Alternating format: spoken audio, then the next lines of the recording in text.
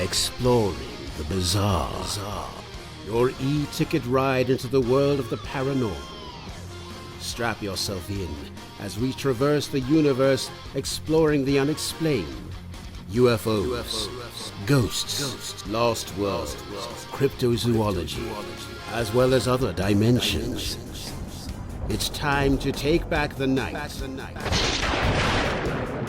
Now, your electrifying hosts of Exploring the Bizarre, Timothy Beckley and Tim Swartz. Time has come today. Young hearts go their way. Can't put it off another day. Well, hello there, Tim Schwartz. How are you? I started off with a little bit of a tune there from the Chambers Brothers from the late 1960s. The time has come today, because that's partly what we're going to be talking about tonight. We're going to be talking about, Tim, part of the conversation tonight will be on Nazi UFO time travelers, which is a book that you and I and Tim and Sean Castile and Brian Allen, who's our guest from Scotland this evening, wrote the forward or introduction to. So that's going to be one of the topics, but we've got a lot of other things to discuss as well. We've got also our old friend with us, Olaf Phillips. So I want to welcome Brian there in Scotland. Hey, Tim, how you doing? All right. Most of us will know Brian as the editor of Phenomena magazine, which is probably, it is the best online paranormal publication in the world today, with a very large circulation and some very interesting articles on a wide range of topics. Brian is also a researcher into Rosslyn Chapel, which has a connections with the Knights Templar. And I'm not sure he knows about this, but it's been recently connected to the money pit on Oak Island. There was an episode, Tim, if you remember, where it was the Rosslyn Chapel was actually bought up. And of course, Olav here with us is written many fine articles, and he's one of the. Are you the publisher? Could we call it that of Steam Shovel Press? I am the publisher of Paranoia magazine and Steam Shovel Press. Well, you are a very busy individual, and you are actually, as far as I know, the first person, at least that I ever heard, talk about the Dark Knight, which is this mysterious satellite that has been circling the Earth for, well, we don't know how long. And I have a suspicion that it may be part of this Nazi UFO time travel exploits of the Germans from World War II. But we're going to find out. So, Tim, what have you been up to? Oh, just working on, it seems like, a couple of dozen books at the same time. Well, we keep everybody super busy. You've been keeping me busy, definitely. and Sean, and we want to send our best wishes out to Bill Kern, who also does the graphics for a lot of our books, and of course designs the Conspiracy Journal, the print edition. He's in the hospital, but I'm sure he will be fine. He's going to be in there for a while, and then it will take him maybe a week or so to recuperate at home. But he's getting good medical attention, which is more than I can say for myself. But I don't necessarily want to go into that, because I could do a whole program on this. But that's right. Brian, why don't we start out with you there in Scotland? How far are you from Loch Ness? Loch Ness, I guess about 100 miles, 150 miles, like that. It ain't too far. It's some of the most beautiful countryside in the world. Would you not agree? Well, I can't argue with that. Yeah, it is a beautiful place. Unless they've put up shopping malls along the way. Of course, it was in the early 1980s when I was invited by my friend, the 8th Earl of Clancarty, Brinsley Lepore Trench, to give a little talk at the UFO group that was associated with the House of Lords.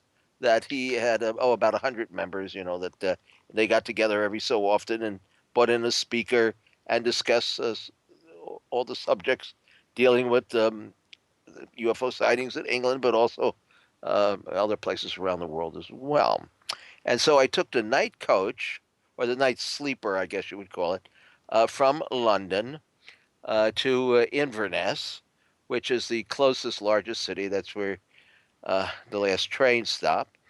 And you wake up in the morning in your little compartment, and you look out the rail window, and you just see streams and green countryside, and it's absolutely just fabulous. I just love nature. I don't being in Manhattan, 3 blocks from the Empire State Building, surrounded by 4 skyscrapers that are being built right at this very moment. You can imagine how I die for a little bit of green or a little bit of sand. I don't even know the only water that I know about is that drips from my shower. So I must say I did not see the Loch Ness monster, but you know um, I was staying at a bed and breakfast, and when the lady who was the keeper of the house found out that I had spoken at the House of Lords, she got all excited and called all of her friends, and some of them came around to tell me about their UFO sightings over Loch Ness. And as I guess you realize, Alan, there is a deep connection that goes back many centuries in England um, with the dragons and discs, some of which are actually carved on the uh, steeples and churches in the UK. Oh yeah, for sure. I know that the Loch Ness monster's been around for quite a while, but I've had a good hard look at that legend, and I think legend is pretty much what it is, because unless you buy into the concept that Loch Ness is actually a window area, which that's been suggested as well, Mm-hmm. and the Loch Ness monster itself is not actually indigenous to the area, but is actually some form of dimensional traveler or time traveler, then it would make some sense. But certainly Loch Ness itself is deep enough and dark enough and big enough that it certainly could house some pretty strange creatures, you know. Have you have you ever gone on an expedition there? Me, you know, but I know a couple of guys, a couple of buddies of mine have done. They've gone down on the submarine and stuff, but Oh my goodness, yes. oh yeah, Well, but they didn't. Sorry, they didn't actually see anything, unfortunately. well, I took the from Inverness. You can take the bus to Demadrocket. Am I? Drumnadrocket, yeah, yeah. Yeah. See, I'm pretty well versed in this, right? Anyway, on the way to where I was staying, we go through the highlands there, and it's a beautiful view of the loch. You pass right, you drive right by it, and I saw what I thought was an expedition truck. It had a big, like um, uh, uh, what do you call it, like a rubber inflated Loch Ness monster on the Oh yeah, top of yeah, the truck. yeah, Yeah, yeah. yeah. And I said to myself, well, it's good to see that people are continuing to do research there. And when I happened to mention it to someone in town, they got a big laugh out of it. They said, "Man, that's a guy selling hot dogs at the side of the road. Get your 3 foot long Nessie hot dog, I guess." I thought you were going to say it was a local exterminator. Well, they got a pretty big beast there to exterminate. But Brian, how did you get involved in all of this? I mean, you're one of the top researchers of the paranormal in all of Europe, or at least in that part of it, the UK. How did you get involved in all of this? Well, I should Tim for saying that. Very good. Well, Yeah, how I know did there'll be a check in sterling coming in the mail, but oh man, I'm just thinking. Well, I guess I've been involved in this. Well, I'm pushing 73 now, so I've been involved in this since I was about around 2 years old, and I had my first encounter at 2 years old with something that I can't explain. I mean, it's been, I had once had a psychologist I spoke to about this. He told me this was a hypnopompic hallucination. I said no, it wasn't. I was wide awake. I could see that this was as solid as you are. So I've seen these things on and off since I was very, very young, and this has continued and still continues right through my adult life. And what I did was that the longer and the more often I encountered it, the more sensitive it became. And like I say, it still happens like right now. I see things, hear things, things just happen spontaneously. It's happening right now. As I'm talking to you, I can feel it happening right now. I tend to go stone cold, and I know Wait a that minute. there's things. What is happening right now? I'm going stone cold. It's just like a switch goes on and I go cold from the inside out. And that's when there's someone beside me. So someone sort of turns up and, it doesn't do me any harm. And it doesn't mean anything, that's going to So, happen. so you mean we could add an extra 2 or 3 listeners to the show? Well, maybe you could. Yeah, I guess you could. Yeah, but things do tend to turn up when I'm talking about this sort of subject, and I just get used to it, and it just doesn't bother me now. But yeah, I've been involved in this all of my life. I got into it through ufology, I got to say. Yeah, I guess ufology was what opened the door because I'm old enough to have grown up through it. I mean, I remember Adamski first time round, and George Hunt Williamson, all those guys, and Brinsley the Poor Trench you were talking about. I remember all these guys yeah. first time around, yeah. But I found that the more I looked at ufology, the more closely aligned with the paranormal it became. And then I encountered guys like John Keel, and Yes. I realised that these guys knew what they were talking about, and it chimed exactly with my own point of view on the subject. So yeah, for me, and it's a thing that doesn't sort of appeal to a lot of hardline ufologists, that I think ufology and the paranormal are just two sides of the same coin. I don't know about you guys, but that's how I see it.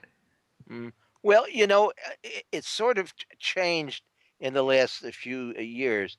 The ETH, the extraterrestrial hypothesis, has always been the most popular one, and I think the reason for that is I don't know whether it was the CIA, the secret government, uh, the Air Force, but I do believe that they were behind like the National Investigations Committee on Aerial Phenomena and Mm. Major Keyhole, because if you look at the board of directors of this earliest group, many of them did have CIA and other top government Well, affiliations, and and Tim, they and they were they pushing. Yes. sorry, the CIA actually completely infiltrated NICAP, and it was known that KGB operatives had infiltrated as well, and they were going out on some of the sky watches to try to see experimental aircraft. Uh, And well, the CIA sent guys. we do know that they were trying to push the interplanetary concept for UFOs. In fact, it's always been we'd rather not have you believe in UFOs at all, but if you're going to believe in UFOs, please do accept the fact that they are here from some other planets. Now, in this book that Tim Schwartz and I just worked on and put together. It's only been out a couple of weeks. The Nazi UFO time travelers. Mm. We speculate, and there is a bit of evidence, actually, quite a bit of evidence, that some of these early UFO cases, including the crash at Roswell, were due to the fact that the government, who had bought over a lot of these Nazi criminals and sympathizers, to be honest with you, under Project Paperclip, were testing some of these so-called German wonder weapons, including the Glocke, which is the German for the bell. And this device might have been what crashed in the desert at Roswell, if indeed something did take place there. And I have felt that the government would rather again have you believe that they're extraterrestrial than to have to admit that they were in collusion with a lot of these former hell they were still involved with the National Socialism, German National Socialism, and so they would rather cover up that the fact. And I think since some of these statements were indeed made by the military, the pro UFO, being extraterrestrial, I think that they felt that they were doing their patriotic duty in telling the world that these things might be coming here from another planet, when they knew darn well that most of them were not. Now, this is not to say that the origins of these devices that the Nazis, these wonder weapons that the Nazis had developed, weren't based on information that was derived or channeled from outside or otherworldly sources, because there is evidence that going back as early as 1919, they had a group made up of 8 or 9 spiritualist women who would meet at a secret location, a lodge in Germany, and would go into trance and would receive illustrations and data pertaining to the methods of transportation used by this particular group of Aryan-looking space brothers. Yeah, talking about the Brill Society here, Tim. Yes, yes. Mm-hmm. Yeah, well, it's a road that's quite dangerous to go down, I think, because you get into all sorts of esoteric stuff that tends to take you away from the real facts regarding this. Because I think, well, I think as most people will, that ufology sort of started really in 1947.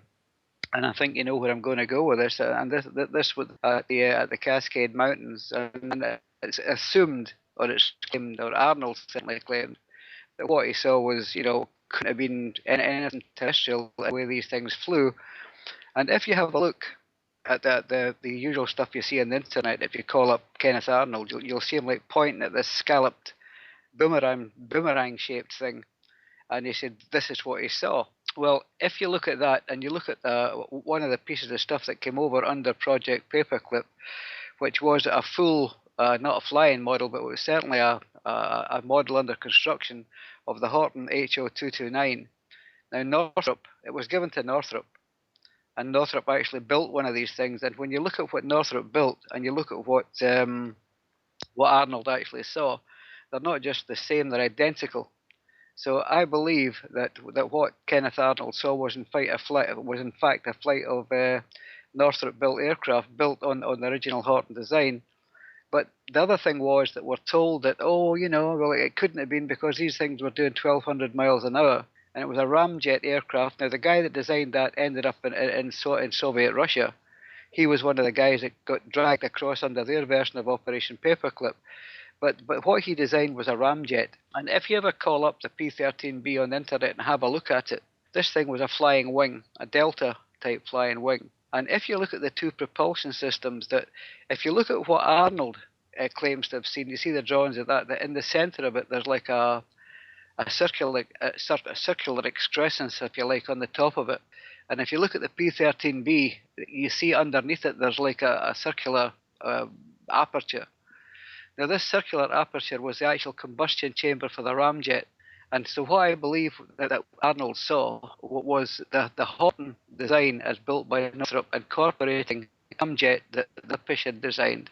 And that's what you saw flying over the Cascade Mountains. And it was certainly nothing extraterrestrial. It was actually came from right here. It was built on stuff that came from Project Paperclip, and it was built by Northrop. But there again, when I tell this to people and I try and demonstrate it, and I show them a PowerPoint showing all this sort of stuff and what I'm backing up, because the first thing I tell people when I'm giving a presentation is do not believe a single word I tell you, because I could be telling you lies. But what I also tell them is, I could be. But the thing is, what I also tell them is, go check this out, because everything I tell you, it is checkable. I mean, I ain't going to tell them things about the Space Brothers. I ain't going to tell them about the Council of Nine. I ain't going to tell them. Why couldn't it be that some of these early designs were not based on information that the Germans had received from these outside sources? They had to come up with the designs from somewhere. They didn't just come up from thin air. Oh no, for sure, Tim. I mean, I wouldn't dream argue on that. But the point is that I think for too many years we have undervalued what the human race is capable of. And I mean, don't forget that. Well, I mean, where did I go with this? I mean, you could talk about the claims made by Philip Corso on the day after Roswell, and to me, and I can prove and I can demonstrate this, is that what that book was a masterpiece of misinformation and disinformation, spin and sheer lies. And it was because you've got to remember that Corser himself was an intelligence officer. He had been trained during World War II under British intelligence here in Cambridge in England. And what's more, that he was actually one of the guys that was responsible for bringing the scientists across under Operation Paperclip. All right, Brian, we need to interrupt you here because we're getting ready to go to our break. When we come back, we will continue our conversation about Nazi time travelers, UFOs, what have you.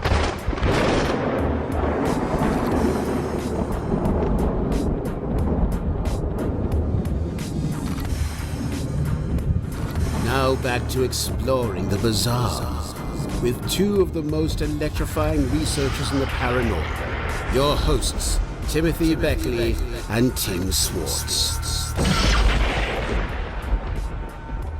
Welcome back to Exploring the Bizarre, and I do want to encourage our listeners to, if you have questions, this is a perfect subject to entertain questions from our listeners. We've got two great guests, Brian Allen and Olav Phillips. We're talking about the possibility of Nazi spacecraft and maybe the not so extraterrestrial origin of UFOs. So we want to hear from you. We want to get your questions. Please feel free to let us know. So now, Olav, let's bring you here into our conversation. And Tim Beckley asked about the Black Knight satellite, and I remember that newspaper articles talking about the Black Knight satellite, being seen back in the maybe in the late 1950s, but actually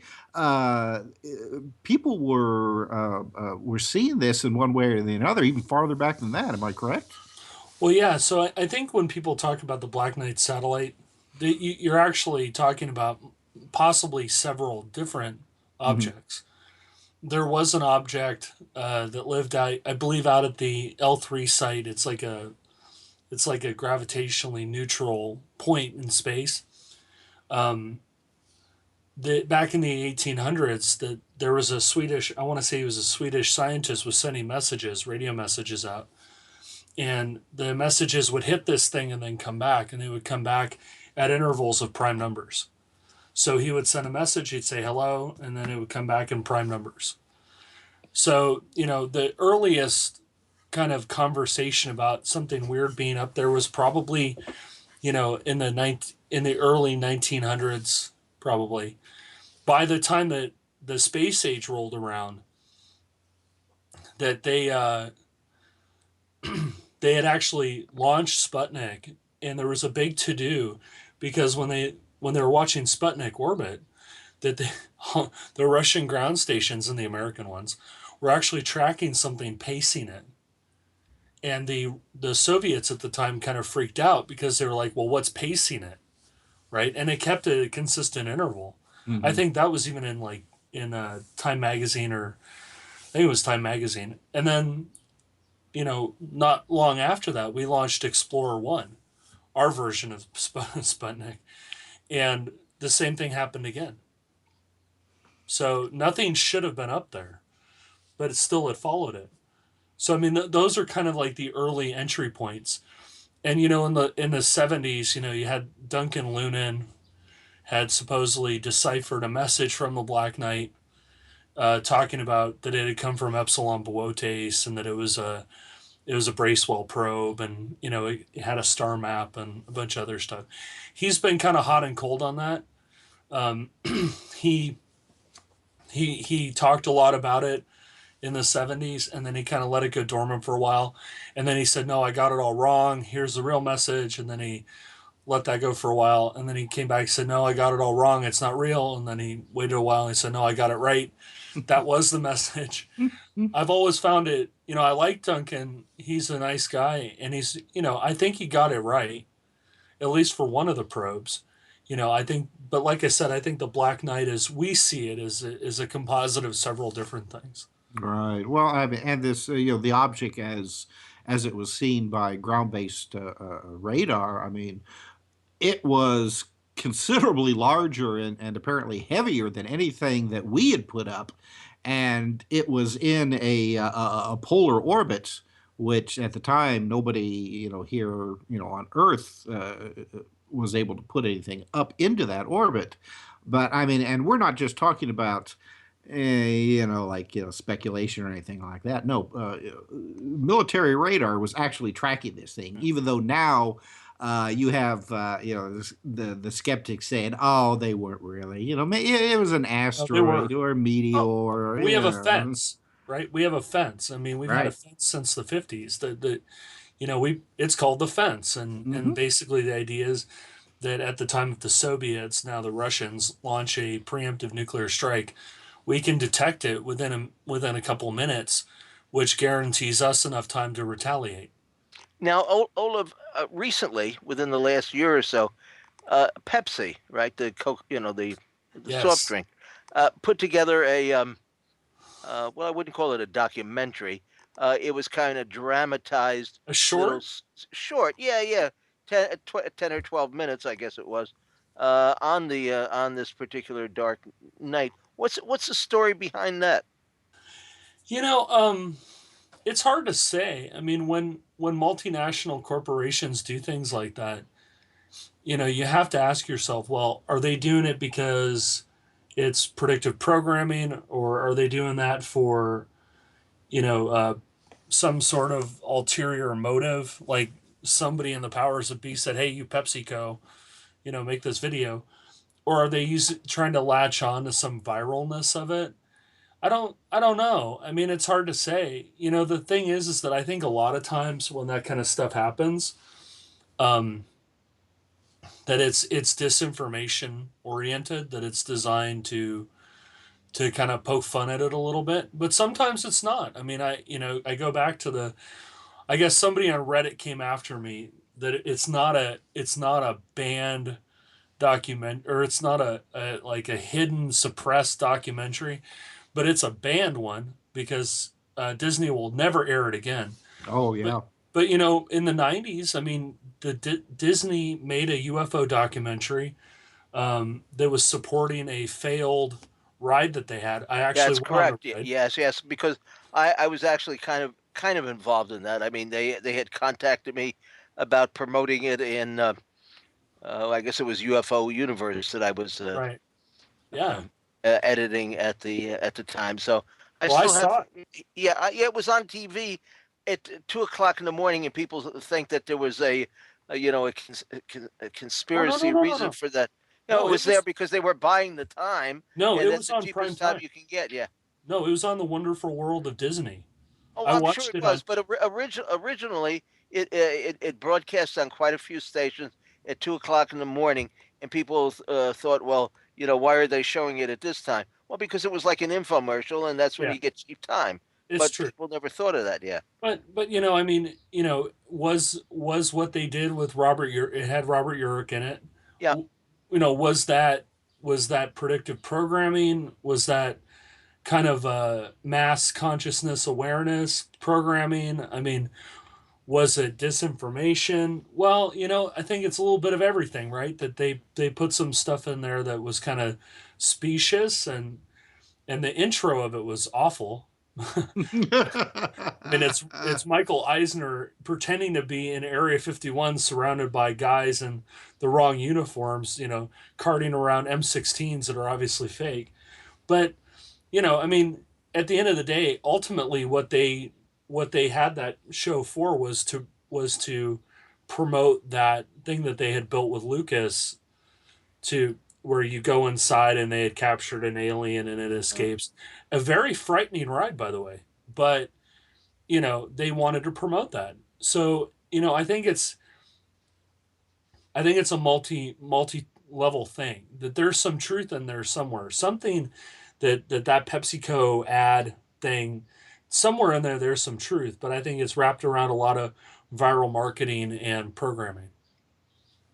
Well, I do think, and Tim Beckley broached this a little bit in the last segment. I do think that there seems to have been an effort, at least in the past, to try to convince people that the UFO phenomena is extraterrestrial based. Absolutely. Yeah, and which I've often wondered why. I mean, is it to kind of like draw people's attention away, from what is actually going on, or or just somebody just having a bit of fun with us. Well, I get Guys, could I come in for a second? Because I've Sure, been listening Brian. with, yeah, please. I've been listening with great interest to what Olav was saying about public consciousness and major companies.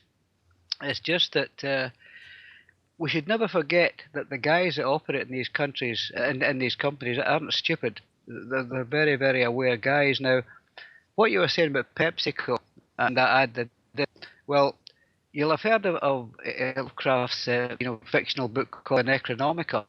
Hmm. Well, yeah. Well, the thing is that the Necronomicon had a sigil all its own, which if you Google this, you can see Necronomicon sigil. Now, the only other place I have ever seen the Necronomicon sigil other than on the cover of a book, and I can back this up because the actual clips that are out there on the net, if you look for this, was a tattoo on the neck of the actor Vin Diesel in the film Babylon AD, which you may or may not have seen. But on the neck of Vin Diesel is tattooed, for the sake of the film, the Necronomicon sigil. Now, why in the name of God would anybody do that? Is it because he was a kind of bad guy in the film, or the kind of role he was playing? But it seemed to me a very strange occult reference to drag into that film, which was essentially a science fiction film. Now, why would the producers of that film do that? And this has puzzled me for years now. But I think, really, that we are interfered with more than we realise, and that stuff like this is almost subliminally slipped, under the radar into the public awareness. absolutely. Now, but it's only people that have an interest in the subject that would pick up on something as trivial, because this shot only lasted maybe 4 or 5 seconds, but it's a shot of his neck, and sure enough, this sigil's on his neck. And I always wondered why on earth would they do that? And if you guys can come up with a suggestion, I'd be more than happy to hear it. Well, sometimes they do stuff like that because what the sigil that you're seeing looks like the Necronomicon sigil. It was identical. Are you sure it was identical? I'm telling you, it was identical, because I can actually. I don't know. I couldn't do it right now because I don't have that PowerPoint to hand. But I could actually. I was given a presentation down in Glastonbury a couple of weeks ago, and I tagged this picture into the presentation just to make the point about this, because people would say, "Nah, it can't be right." But it's a clip. It's taken from the film, and it shows it was inside view and profile, from the top of his head till about his shoulders, and he's standing face to face with this young girl.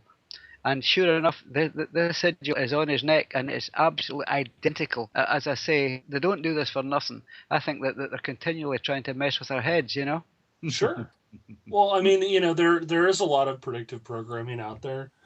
I mean, sometimes they put that stuff in for conditioning. That they want you to get used to seeing these kinds of symbols. I mean, we know, Redfern wrote that book on the Collins Elite. I mean, it's a government funded bunch of guys that are trying to open gateways to hell, basically. I mean, the government's done all sorts of wacky stuff. Oh yeah. Listen, Olav, I'll tell you. I guess you guys will know another guy that's in this field, John Ventry. I think he's in Pittsburgh. He runs the MUFON across there. And he was over here in Scotland visiting, and I went through to Edinburgh to meet with him like 2 days ago.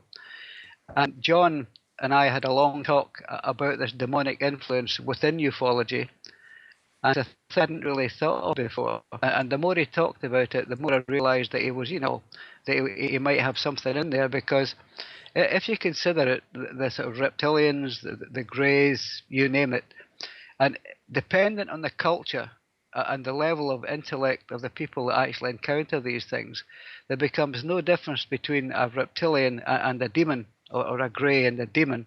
Well, that's what Jacques Vallée proposed in Messengers of Deception. I mean, he talked about this idea that a lot of the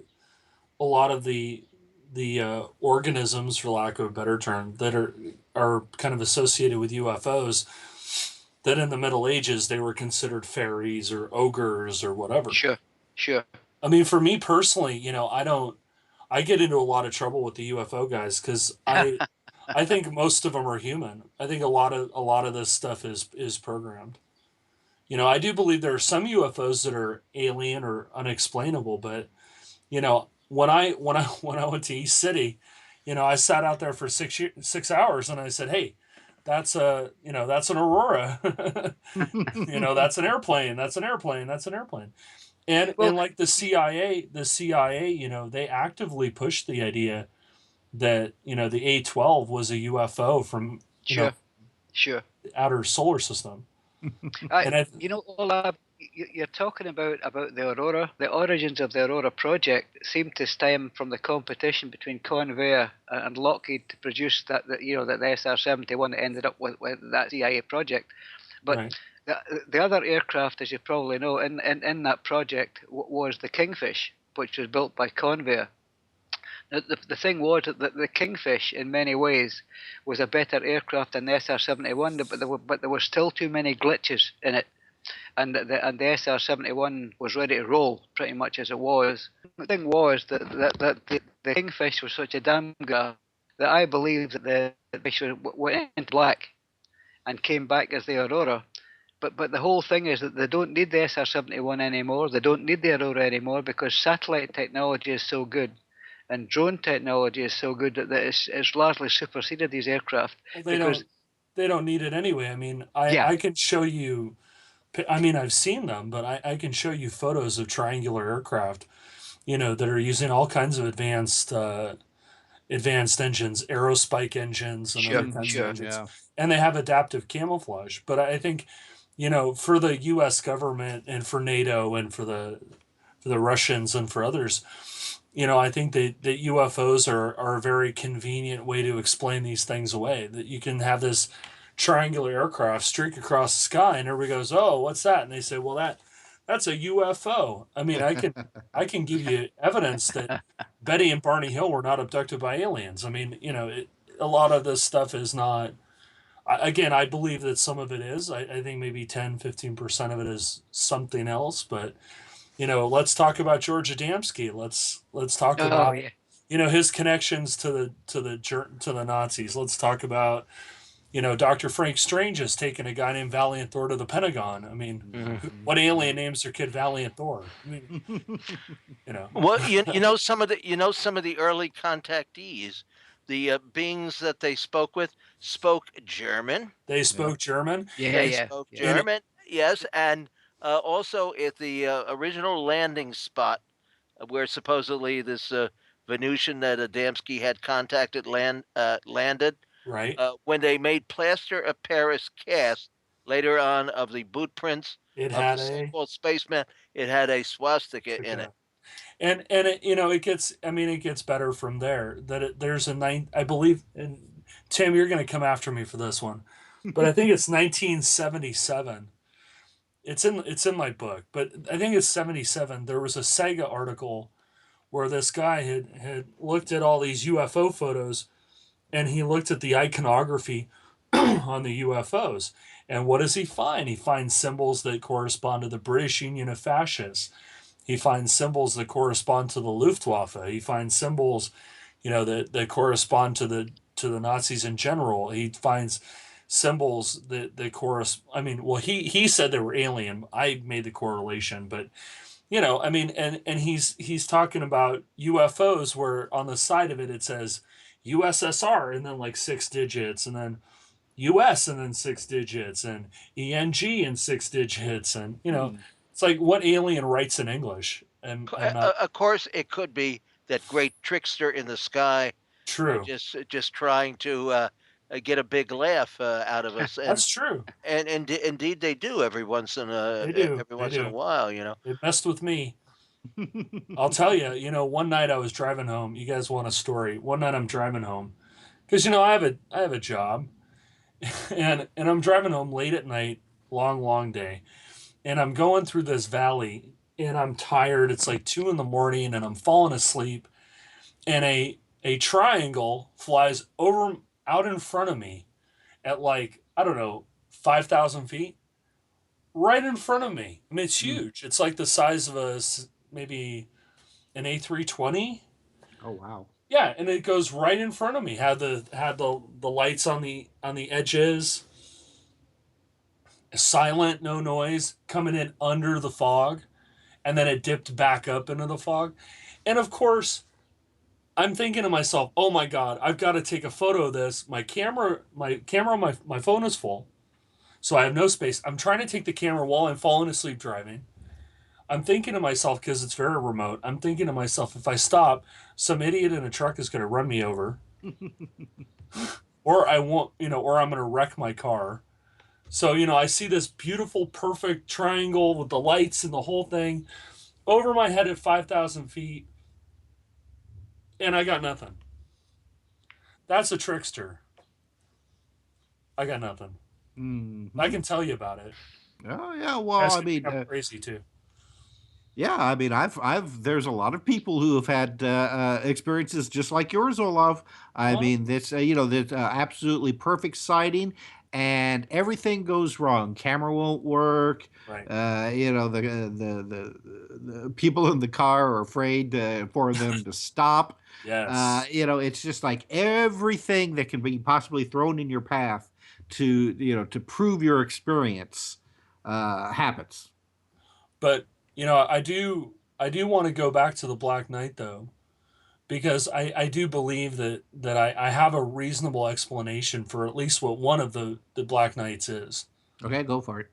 So I think some of the photos of the Black Knight are junk floating around in space. I think some of them are space planes that are servicing the supermassive space fleet or whatever the hell is out there. I think that at least one of them is some sort of a munitions platform. Mm. And in one of Tim's books that I was, I was just thinking, Muhammad Ali, who passed away this week, he talked about the wheel in the sky, this giant plane that was supposed to be up there. Right. He gave me a copy of Elijah Muhammad's book, and there's a whole chapter on that in there. And I remember that we discussed that at some length at his house in Cherry Hill, New Jersey. Yeah, he's talked about it before. But I think at least one of them is some sort of a spent munitions platform, whether it's German or whether it's ancient. Because again, in a book that I contributed to, published by you, Mr. Beckley, that I hypothesized that it could have potentially be from an ancient Indian device. Mm-hmm. And I think that's reasonable. But it moves around. So I think it's definitely under some sort of intelligent control. Well, I was thinking... Are you talking about a Vimana? No, it wasn't. It's not a Vimana. Vimana is more like a fighter plane. Okay. No, this is something... It goes back to it's from the Mahabharata. There was like a big battle. Yeah. Yeah, well, nobody's ever been able to conclusively prove that it was nuclear in origin. So I hypothesized in the Ark of the Covenant and other weapons, ancient weapons, that they used kinetic energy weapons fired from the Black Knight. All right. Well, we have our break coming up here, and we will continue this conversation as soon as we get back. So you're listening to Exploring the Bizarre. Please stay tuned.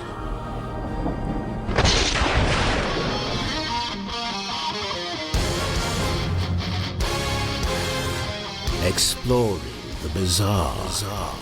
Your e-ticket ride into the world of the paranormal. Strap yourself in as we traverse the universe exploring the unexplained.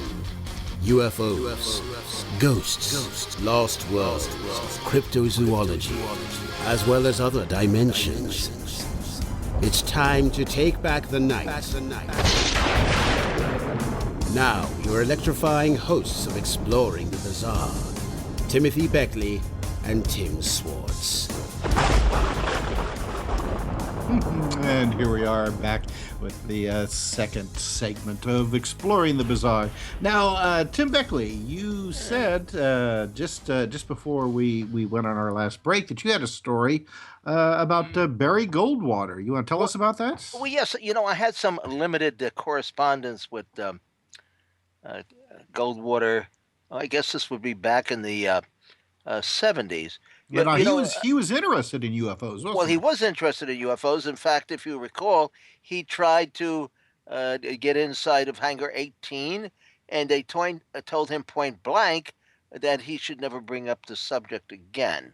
When they told him he didn't have enough clearance, I think. Well, yeah, but he was pretty high ranked in the military. Yeah. But And if he didn't have enough clearance, who does? yeah, but You know, the thing was is that he was a ham radio operator, Okay. and he for a long time was receiving mysterious broadcast signals coming from somewhere in outer space. Now, this has happened quite frequently over the years, going back before there was a Sputnik or a U.S. Space program.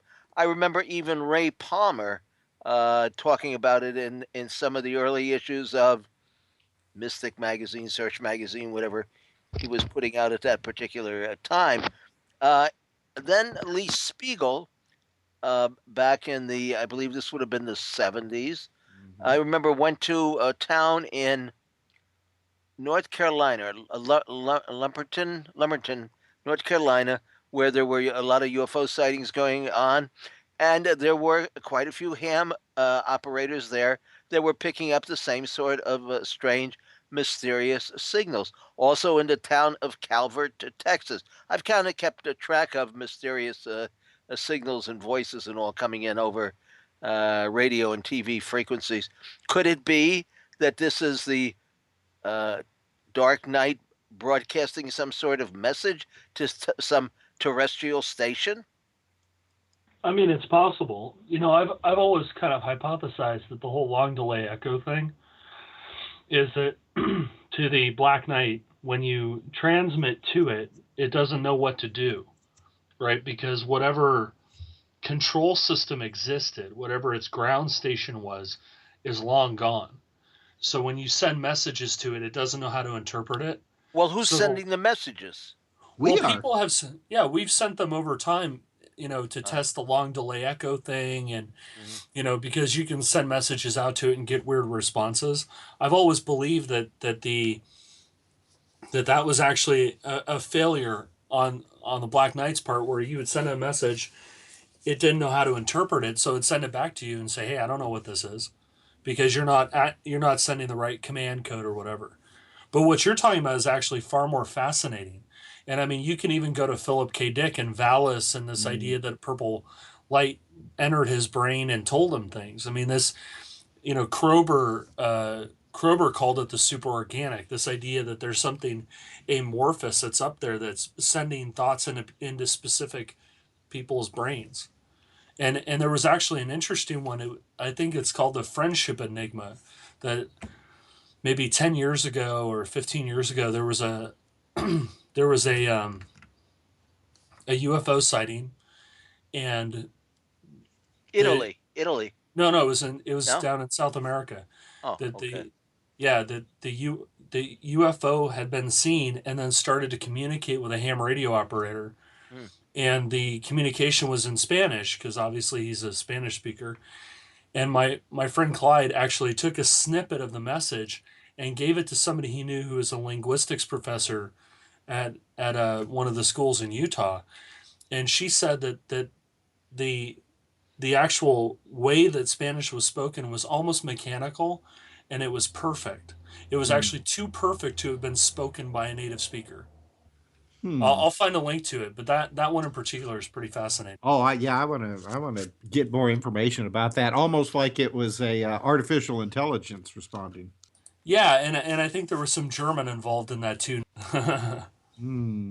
Yeah, we do. We need to get it back on to that topic, Tim, because that's what we're here for tonight. And so I want to ask Brian or Olaf, whoever wants to respond, or maybe if both of you want to respond. We had talked at the beginning of the program about the bell. The bell, yeah. Well, and it was, I think it was first brought out by Nick Cook's book. before Cook's book, there had been a lot of stories about, the possibility that the Nazis had built at least a, some form of UFO type of craft, whether it, had conventional propulsion or what have you. But up until Nick Cook's book, I don't think really anybody paid that much attention to the whole idea of Nazi flying disc. After he revealed his research on the Bell, I think that everybody started to set up and take notice, and a lot more information that I think had been ignored started flooding in. What do you two think? Well, as far as if I may, I'm sorry, Ola, if I can get in here first, please. Sure. Is No that problem. as far as I'm concerned, the Bell, well, it's been a whole bunch of things. It's been allegedly it's been a form of electromagnetic propulsion system. It's been a form of time machine. It's been all sorts of things. But what we got to remember, and what everybody seems to forget about, is that at the time, the Nazis, under their scheme of building these Wunderwaffes under that General Hans Kammler, a Kammler Stab group, these guys also had a nuclear program underway, and this nuclear program was pretty well developed. And in order to do this, they were going to have to enhance fissile materials to weapons grade standard. And the more I looked at this, and I know that the Hunt for Zero Point, Nick Cook and Igor Witkowski and the Polish guy that helped to unearth all this stuff, that they were implying that the Bell was this time machine. It was a form of electromagnetic device. It was responsible for the Kecksburg crash, all sorts of stuff. But the thing was that the more you start looking at this, you realize that if the Nazis were going to develop a nuclear program, because they already had the heavy water plants running in Norway, is that they were going to have some device that was going to, if you like, potentiate or enrich the fissile materials that they need to make plutonium and various kinds of uranium, and enhanced uranium. And to do this, they were going to centrifuge, a plasma centrifuge. Now, the more I dug into this and the more I looked, I came to the conclusion that the Bell was in fact a very early form of tokamak. And the other thing is that at the end of the Second World War, the guy that was responsible for this group, Hans Kammler, it's been suggested, and I say only suggested, that he was either killed by Czech partisans or they committed suicide. But the other and more, I think, enticing possibility is that he used the long-range Junkers aircraft, the six-engine Junkers, one of the so-called America bombers that were designed. Junkers designed that one. I think the Horton brothers also designed a flying wing type America bomber as well. But he ended up in either Argentina, or because the only aircraft that could have got to either the Argentina or the USA and taken Kammler and the Bell with him was this Junkers aircraft. Now, the Nazis only had two of these aircraft. They only had two ever built. And at the end of the Second World War, one of them there was only one left. They had no idea what happened to the second one. Now, we know that governments can pretty successfully hide things if they really want to hide them. So my conclusion, and I've written about this in one of my books, is that what happened was that the Bell and Kammler were taken to either the USA or Argentina. As far as I'm concerned, that the Bell, I know it's enticing to think it was all these really strange, weird things and it could do all this kind of stuff, but I think it was a bit more prosaic, but equally dangerous, and that it was part of the Nazis' nuclear weapons program. But that's only my six pennyworth, Well, now, Tim, you've written a couple of books on Admiral Byrd's journey to the poles, and I know there's information in these books that you've written about the Germans having disappeared into some area there at the South Pole around the end of the war. Yeah, I think that was one of the fears of both the United States and Great Britain, that there was enclaves of Nazis at the supposedly at this secret base. Because definitely you had Operation Paperclip, which had an enormous amount of ships and manpower, and an aircraft carrier and a submarine that went to Antarctica supposedly just on a training exercise. Go ahead, Olaf. Yes, seaplanes. And a seaplane tender.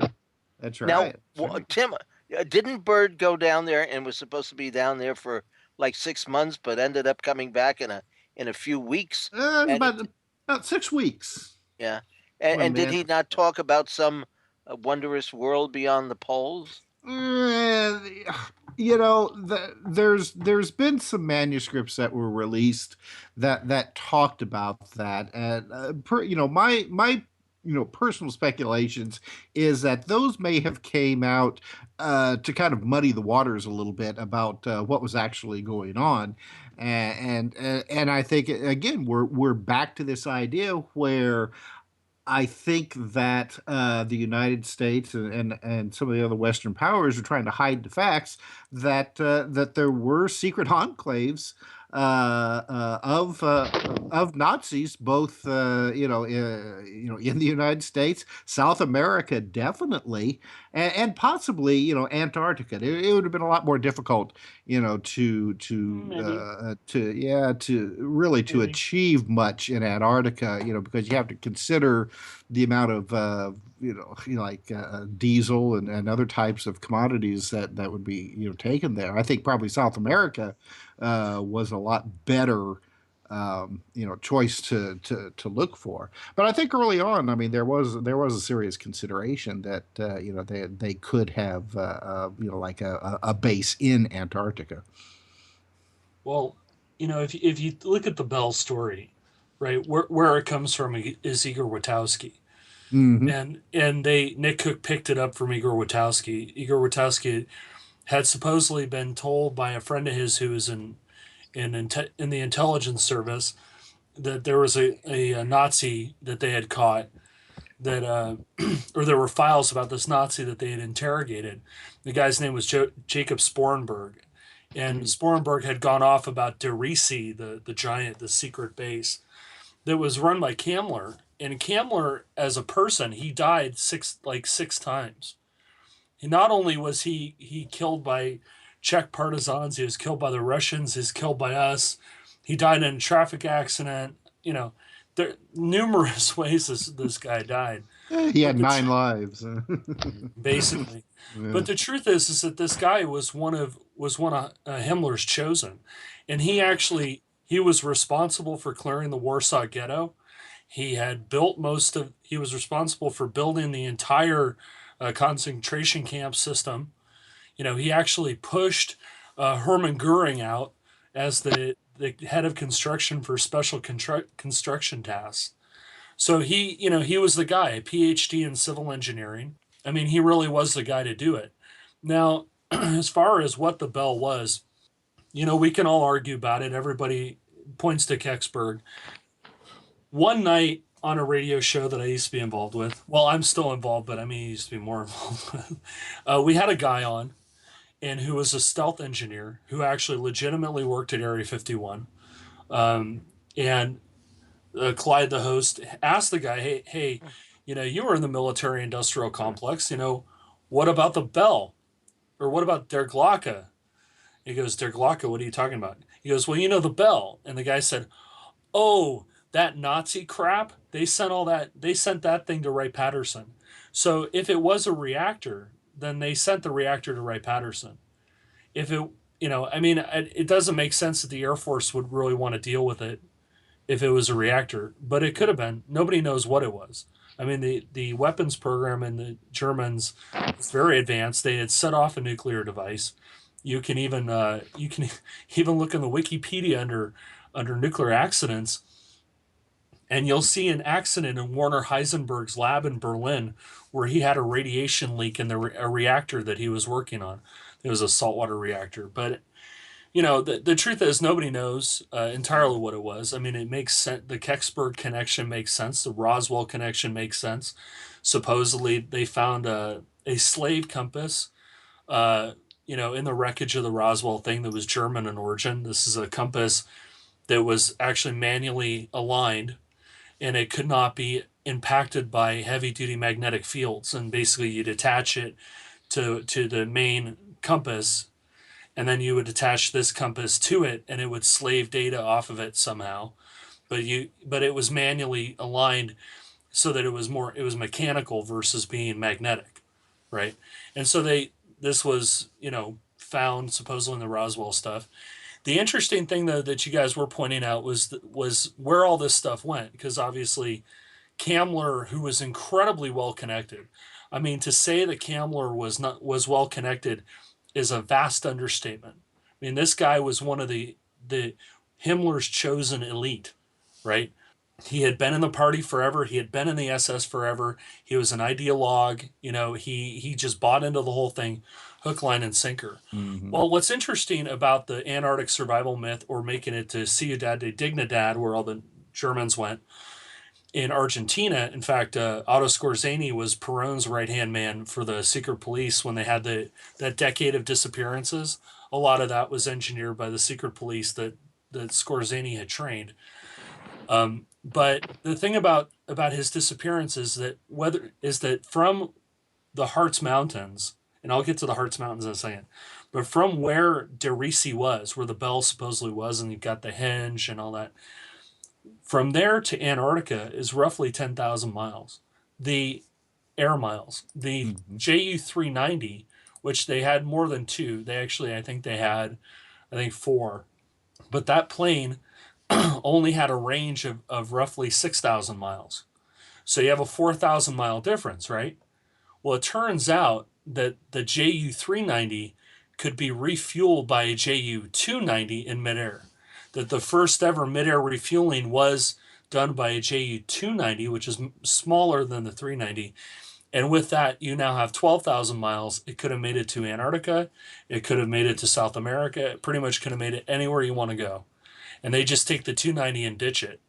So there is a technical explanation for how they could have actually transported it to South America or to Antarctica, right? Mm-hmm. And you've got the U-234 that was running uranium and all kinds of weird things in metal containers. It was a cargo U-boat. I mean, so the whole Bell thing, there's a lot to it. The problem is we're missing the critical components of what precisely it did. Most people tend to believe, as I do, that it was some sort of an electrogravitic anti-gravity engine, right? That it was a power source, and that right. You'd amplify it, because this ties into Lazar, right? That if you look at the Sportster model that Lazar spoke about from S4, what have you got? You've got this dish-shaped looking thing. It's got some sort of a reactor power source in the center, fed by element 115. Who knows? Maybe that was, the red mercury. Who knows? But it goes down into wave amplifiers, which take the energy and amplify it out of the bottom, and the thing turns sideways and flies, right? If you look at the Adamski models and all the stuff that the contactees were looking at, it looks like the quote-unquote Haunebu, right? What's the Haunebu? Well, that was supposedly a UFO built by the Germans. Well, now here's a little bit of information. You mentioned Adamski, and we talked about the swastika, the imprint that was left by the Buddha of Orthon, the so-called Venusian in the sand. But do you know who led Adamski to the spot where this craft was supposed to land? George Hunt Williamson. Well, George Hunt Williamson was deeply involved in channeling information that derived from sources that were very what's the word I'm looking for here? Sympathetic to the Nazi cause. That's true, and it, it goes from there. I mean, a lot of the contactees talked about dealing with Nordics, right? Right. And the Germans that had the Lebensborn program, they were trying to engineer Supermen, that kind of Nietzsche concept of the Superman, they were trying to do it. And so now you're dealing with these Nordics, you're dealing with the contactees dealing with Nordics that represent that Ubermensch, that Superman that they had been trying to engineer. And I mean, Valiant Thor. What alien in their right mind names their kid, Brave God of Thunder? And let's talk about about Betty and Barney Hill. Yeah. When he was abducted, Barney Hill in his first regression that nobody ever talks about, there's a redheaded Irishman with a German Shepherd. All the guys were described in wearing black uniforms, silver piping. Sounds just like an SS Panzer crew uniform. He recorded that they spoke German. They wore peaked caps with some sort of emblem on them. I mean, if it walks like a duck and quacks like a duck, it's probably a duck. Well, didn't Barney actually just come right out and say they look like Nazis? He did. Yes, he did. Yeah. Absolutely. Well, I think that was at the point that they were looking at the ship from the ground while it was still hovering over their heads on the side of the. I mean, he fired on it. I mean, he shot at it. Well, I don't think he shot at it. Actually. No, he did. He shot at it. He had a pistol with him. Yeah, and he shot at it. I don't remember reading that, but okay. Yeah, he fired on it. But I mean, so there's a lot to this, and what's interesting about the redheaded Irishman, is that a lot of people don't know, but at the time, the IRA and elements of the Irish, Republic, that they were very cozy with the Germans. In fact, there was a group in the SS that was an Irish unit. It wasn't very big, but the IRA was regularly receiving equipment from the Germans. They were receiving training. They sent people to Berlin. So I mean, it makes perfect sense. Yeah, well, okay. Well, Olav, I'm going to have to interrupt you here because we're in for our break. So when we come back, we will continue this conversation with Brian Allen and Olav Phillips on Exploring the Bizarre. Now back to Exploring the Bizarre with two of the most electrifying researchers in the paranormal, your hosts, Timothy Beckley and Tim Swartz. Wow. Talk about Thor and thunder and lightning. Holy cow, Pucky. That's all I can say. Hey, I have a question to Brian, our friend there in Scotland. Again, I should introduce the panel this evening. It's Brian Allen and Olav Phillips from out on the West Coast, Tim Swartz in Indiana, me, Tim Beckley in NYC, very close to the Empire State Building, and Tina Marie, who holds the show together with more than just one rubber band. I'll tell you, she does a great job of engineering and keeping us on the air. But, Brian, I do want to mention that you happen to be the editor, and I guess I did at the top of the show, of Phenomena magazine. Tell us just a little bit about it. Just spend a minute or two and tell us about the concept of the publication, because it's free, and we know our listeners like free, and most Americans like free, and so it's a great publication. That's funny. The publications that are free in the field are worth money, and the ones you have to pay for are usually not worth a dime. So isn't that a contradiction there? So tell us about Phenomena magazine. Oh, okay, Tim. I will. Well, right now we're getting somewhere between 1.8 and 2 million downloads every issue, which is pretty damn good. But the magazine itself, it was actually set up maybe around 6 years ago, by a guy called Steve Mera. Yes, indeed. And yeah, Steve, a good guy, Steve, a good friend of mine. And at the time, I guess I was editing a newsstand magazine called Paranormal. But the recession hit, and the sales of Paranormal weren't doing too good. So the guy he sold the magazine, but kept the title. So I was left doing it and not much else. So I had been reviewing books for Phenomena magazine, and Steve asked me would I like to come on board as the assistant editor. And I said, yeah, good. So the next thing I knew, he asked, well, would you like to be the editor? And I'll step back. And I said, well, that's fine. So as it stands just now, I edit the magazine. I have done for around 4.5 years now. And Steve designs it and sets up, and he does a damn good job of it as well, I might add.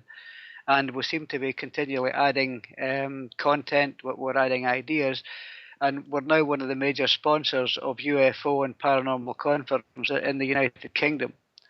And we've also set up what has become known as the project, and this is really gaining traction all over the world. PhenomenaProject.tv, if anybody wants to have a look at what's going on there. But what we're trying to do with the Phenomena Project itself is establish categorically that there is a life after death, and that we do communicate with it, and it's not all that difficult. Now, the guy we've got doing this is a guy called Don Phillips, and Don is in contact with an entity that it calls itself Becky. But this thing communicates with him via Olympus digital recorders. This thing, I've heard it communicate with him. It is there and it is communicating. And it's really, really strange because not only can it see a little bit into the future, it also, if you like, can remote view, and it can do it very easily.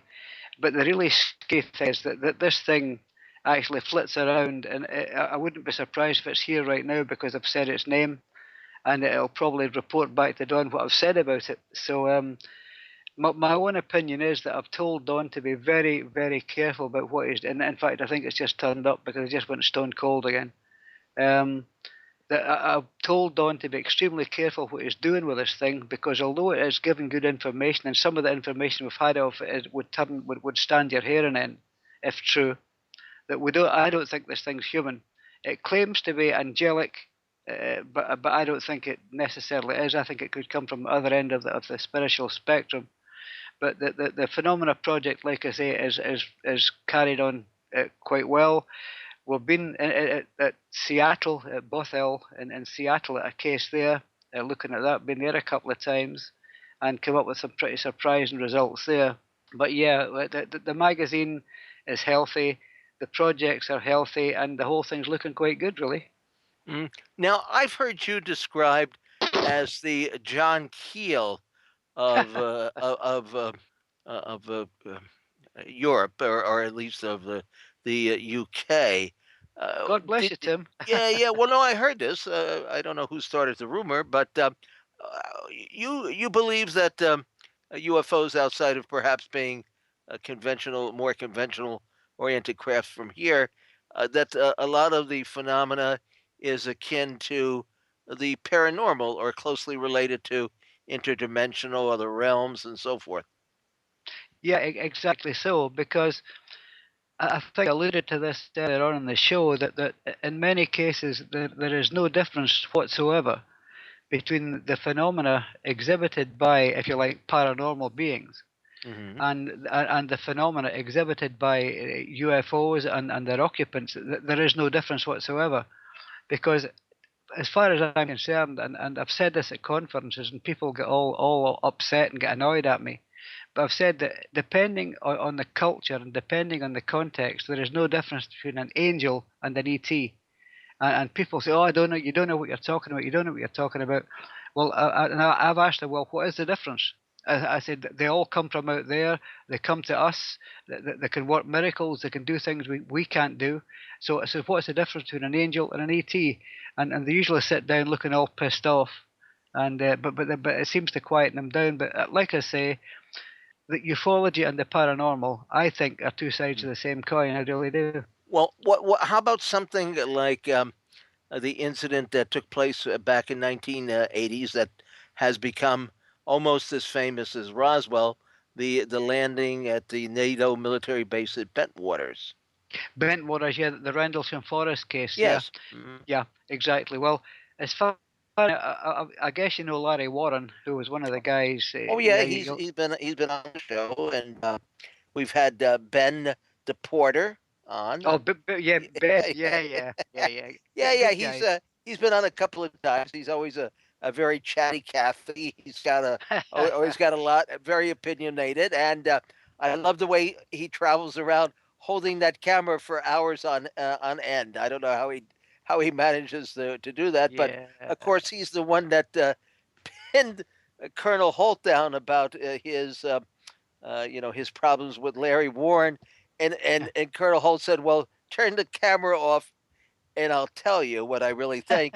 And then when he turned the camera back on, Ben just repeated it. Good deal. that, Yeah, yeah. that's got to be a classic in interviewing. Oh yeah. Well, Ben Emlyn Jones, he's really one of the nicest guys you could wish to meet. He genuinely is. I mean, I've known Ben for a number of years. I used to meet him at conferences, and Yes. we just struck a friendship. But Larry Warren, yeah, he's a pretty genuine guy. But of all the cases, and I'm including Roswell, I'm including Kecksburg, I'm including the whole jing bang, the whole shooting match here, is that there are only two cases that I would give any credence to, serious credence to. One is what happened at Rendlesham Forest, and another one is a case that became known as the A70 abduction case. That was up here in Scotland, and that was back, I guess, in the mid 80s, late 80s. Two guys were involved in that. Colin Wright was one of them, and I've actually spoken to at least to one of the guys, and the thing that impressed me about him was his absolute sincerity.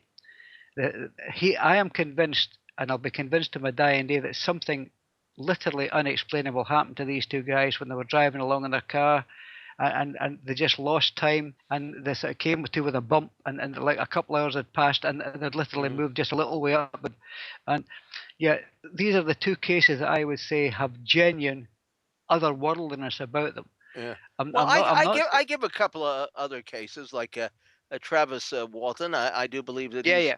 pretty sincere, and of course Peter Robbins and his late sister, the punk rock singer Helen Wheels, had an experience when they were in their early teens, and they both witnessed the same cigar-shaped object in discs in the sky, and apparently Helen was taken on board, and they didn't talk about that for many years. Well, Peter's been on the show, and of course I made him talk about it, and I knew Helen, fairly well. I'd been over her house and seen her perform many times because I was in the rock and roll scene, and yeah, I think that they're but again, who's abducting them, and for exactly what purpose? And even if somebody tells you they're an alien, don't necessarily make them an alien. And For sure. and yeah, and maybe they are aliens. I mean, they're aliens to us, that's for sure, and we're probably aliens to them. Anyway, the UFO mystery is a mystery. Just when you think the UFO mystery is dead and it's never going to come back, it pops up again, right? Yeah, It's yeah, the sure. only subject that you can think of that has lasted this many years. Just when you haven't heard of a report and there's been nothing in the press, all of a sudden, wham! There'll be an O'Hara Airport, a sighting or incident, or some pilot will report something, or some town in Texas will have an object that appears over the courthouse, or there'll be another Phoenix Lights. So there's no stopping them. But it's in their ballpark. People say, well, why don't they land on the White House lawn? Well, why would anybody land on the White House lawn? but but they'll land where they damn well please. That's about what it amounts to. And anybody who calls for disclosure, it isn't going to happen. And you know No. why? Because how does any presidential candidate, now we're putting the ball in Hillary Clinton's court. She's expressed some interest in the subject, and of course, her and Bill had uh, a little quite a dossier on the subject, and they tried to get to the bottom of the mystery, as did Jimmy Carter and probably Ronald Reagan and a few of the other presidents, and they were always just scooted aside and told pretty much, mind your own business. You're only the president. Yeah, I guess. But like I say, I mean, as far as ufology is concerned, it's what I cut my teeth on to get into the subject. Then I moved into the paranormal. Then I got back into ufology. Then I came back into the paranormal again. And as it stands just now, I'd come to in fact, I wrote an article about this not so long ago, saying that ufology is dead. And I started quoting a lot of the instances that used to happen, and what you say, I tend to see happen now at conferences, is I was speaking to, like I said, John Ventry. I was speaking to him 2 days ago, and he organises a lot of these UFO conferences, and he's got to pull in people like Linda Moulton Howe, like Stan Friedman, like Nick Redfern, like Nick Pope. And he's got to pull the people in. These people are telling the same story, rehashed time and time again, and it's exactly the same cases. So, as far as I'm concerned, these people have got nothing of any real value to say anymore on the subject, other than that they're presented as credible presenters of the subject. But for me, guys like Nick Pope, now I know Nick, I know him because he's taken some of my material and used it, which is I guess it is good for him. But yeah, as far as I'm concerned, Nick, and I guess I should watch what I'm saying, but there is a popular belief, shall I say, that Nick never left the government service, and Nick is still an agent of the UK government, spreading disinformation out there, a bit like Richard Doty. Well, I wouldn't go along with that, except to say he's probably the thing is that whatever passed before on his desk while he was working for the mod probably is what he has to refer to, because that was his years in UFO research, is the information that he was given, and it was his job to interpret it and pass it on, probably in as low key way as possible. But disclosure never seems quite to happen. But Brian and Olaf. Hey, Tim. Let me yes. interrupt you here for a second. Sure enough. We got Carla from Tucson that has a question, and she's called in. So if Tina wants to bring her on, we'd love to hear her question. Hi. Hello, Tim. Hi, Carla. How are you? Oh, fine. Special hello to Tim Beckley. Anyway, last night on Coast to Coast, Michael Sala was talking about his latest article, and he was talking about the Nazis and the alien alliances being part of global banking in this Bilderberg Group mystery. And that was the first time I ever heard that they were connected to the Bilderberg Group and these secret organizations that are sort of running the planet through global banking. So I was wondering if well, I'll ask Bernie Sanders. That would be my. But no, is Bernie coming on? Well, I'd love to have him. He was on earlier this evening, streaming on YouTube to about 40,000 people. But let's pass that question on to Olaf, because he's our heavy nuts and bolts conspiracy panelist here this evening. It's a great show, and I wish everybody the best. So I'm going. Well, thank you, Carla. Thank Charla. Charla. Thank you. Bye. Oh, Charla. Oh, come on, Charla. Thank you, Charla. I gotta put my glasses really. Yeah. Okay, Charla. Take care of yourself. And I thought we had another listener. Oh, you were hoping it would be a Carla. Okay, so somebody new. Bless you, my dear. Bless you. Thank you. All right. All right. Thank you. Yeah, go ahead, Olaf. What do you think about that? Again, I get into a lot of trouble with the UFO crowd because I don't buy completely into the extraterrestrial hypothesis. What is interesting? I don't think anybody on the show does. So No. we're all in touch. It's all aliens. With all the Stanton Friedman people here now, I think we lost them a long time ago. The cosmic Watergate. I don't buy it. The Bilderberg Group does have a connection to the quote unquote Fourth Reich. I mean, the guy, I forget his name, but the Prince. Prince Bernhard of the Netherlands, yeah. Of the Netherlands, yes. If I remember correctly, he was an SS officer. So, yeah. So I mean, there's a direct connection. I mean, there's a lot of connections between high finance, so to speak, and the kind of nebulous Fourth Reich that supposedly exists. Well, actually, we have a book. It's the Wall Street Banksters, I think it's called, and it talks about how quite a number of high-powered capitalists financed Hitler during the the war. In fact, Prescott Bush, who was George Bush's dad, he was actually convicted of money laundering for the Germans. So there's a lot of connections, and if you ever buy a Krupp coffee maker, or a Krupp device, those guys built weapons for the Germans. VW was Daimler Benz. I mean, it goes on and on. But yeah, I don't know that there are aliens involved. That's something that Michael Salla has researched. Laura Eisenhower, I think, talks about that as well.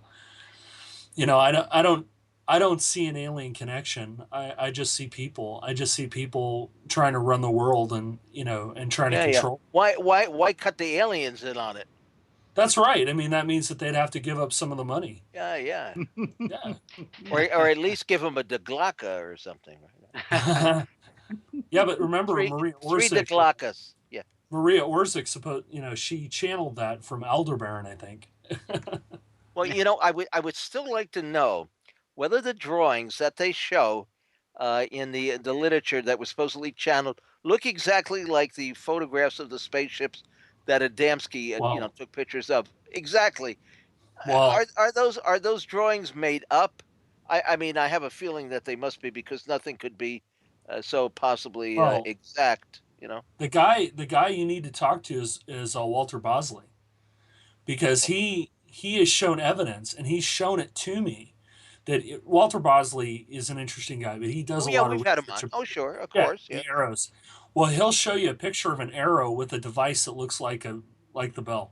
And his contention in talking to him, I believe where he's going with it. Obviously, ask him, but I believe where he's going with it is that NIMSA was a German operation, and that the technology that had been developed by NIMSA in the latter part of the 19th century, they carried it through and infiltrated it into the Bell program through the Vril and through some of the other operations. But a lot of this Bell stuff goes back to drawings of arrows, that you can actually see this Bell device. And in some of the descriptions, they actually describe an object that functions like a bell, that it's a very early version of the bell that powered some of the arrows. Well, that's I think you're actually absolutely right. That's exactly what Walter is saying in his most recent book. Well, guys, we're getting really close to the end of the show here, so I want to give you both an opportunity to tell us about what you're doing now and where our audience can find out more about you. Brian, let's start with you. Where can people find out more about you and Phenomena Magazine? Well, if they go into Phenomena Magazine, www.phenomenamagazine.com, they'll get into the magazine website, and they can download any or all of the back issues for free. Like Tim said at the top of the show, this magazine is completely free, and is at present anyway. Although we've had sniffs around from some of the big boys wanting to incorporate us, and we've said no, because all they really want is our mailing list. The only thing I ask, please put out a printed edition. Tim, if we could, I would, but we've been looking to China, because we believe that you can get stuff printed over there for buttons, really. Yeah. And we might be able to do this, but as it is at present, because of the way the magazine's structured, that we don't charge. We don't charge anybody for anything. That it's all free. Any expenses come out of our own pockets. So we try and keep it as available as we can, but we have been looking to doing a printed edition. Yeah. But, at least even on demand.